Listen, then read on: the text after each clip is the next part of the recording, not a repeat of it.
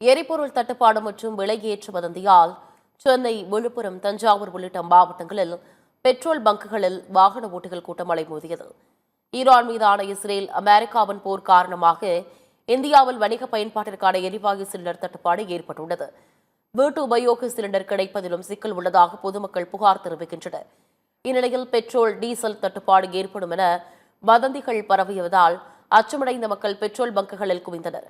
எரிபொருள் தட்டுப்பாடு மற்றும் விலையேற்ற வதந்தியால் சென்னை, விழுப்புரம், தஞ்சாவூர் உள்ளிட்ட மாவட்டங்களில் வாகன ஓட்டிகள் மற்றும் பொதுமக்கள் பெட்ரோல், டீசல் வாங்க கையில் கேன்களுடன் குவிந்ததால் பரபரப்பு ஏற்பட்டது.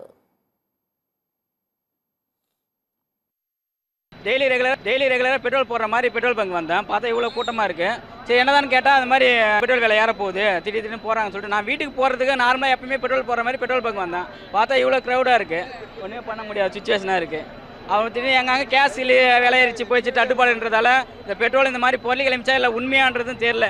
சரி, நம்ம நார்மலாக பெட்ரோல் போகிறதுக்காக வந்தால் இந்த மாதிரி க்ரௌடாக இருக்கிறதால மக்கள் தட்டுப்பாடு அவ்வளோ கூட்டம் அலமோதி இருக்குது. எல்லா பெட்ரோல் பங்க்லாம் அவ்வளோ கூட்டமாக இருக்குது.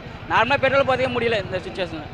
அவங்க சொல்கிறத பார்த்தா 150 300 வரைக்கும் ஏறுன்னு சொல்கிறாங்க சார். நார்மலாக பெட்ரோல் விலை இப்போ 100 ரூபாய்க்கு போட்டாவே நம்மளுக்கு கரெக்டாக இருக்கும் ஒரு நாளைக்கு போயிட்டு வரதுக்கு. இப்போ பார்த்தா ஒரு லிட்டர் விலையே 300 ரூபா 350 ரூபா வரும்னு சொல்லிட்டு பொருள் கிளம்பியிருக்கு. அது உண்மையான்றது என்னன்னு தெரியல. நம்ம இந்த மாதிரி சுச்சுவேஷனாக இருக்குது சார்.